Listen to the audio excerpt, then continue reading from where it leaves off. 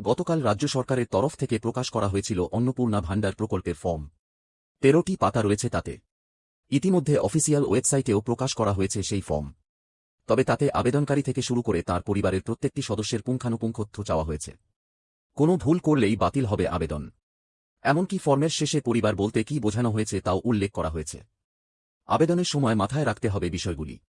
উল্লেখ্য, ফর্মে প্রত্যেকটি পার্ট বিভিন্ন ক্যাটেগরিতে ভাগ করা রয়েছে। সেক্ষেত্রে প্রত্যেকটি ক্যাটেগরি অনুযায়ী আলাদা আলাদা তথ্য ইনপুট করতে হবে। যদিও অগ্নিমিত্রা পাল আগেই জানিয়েছিলেন যে যারা আয়কর দেন তারা এই প্রকল্পের সুবিধা পাবে না এবং যারা নাগরিকত্ব থেকে বাদ পড়েছেন তারাও পাবে না সুবিধা। কিন্তু ফর্মে দেখা যাচ্ছে কর্মসংস্থান থেকে শুরু করে পেশা, আয় নিয়ে বিস্তারিত তথ্য চাওয়া হয়েছে। আর সেগুলি 5, 6 আর 7 নম্বর পাতাতেই উল্লেখ রয়েছে।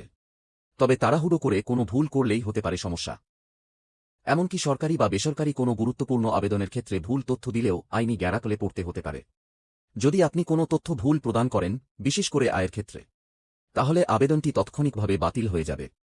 এমনকি অনেক ক্ষেত্রে সংশ্লিষ্ট প্রতিষ্ঠান সেই আবেদনকারীকে ব্ল্যাকলিস্টেড করে দেয়, যার ফলে ভবিষ্যতে আর কোনো প্রকল্প আবেদন করতে পারবেন না।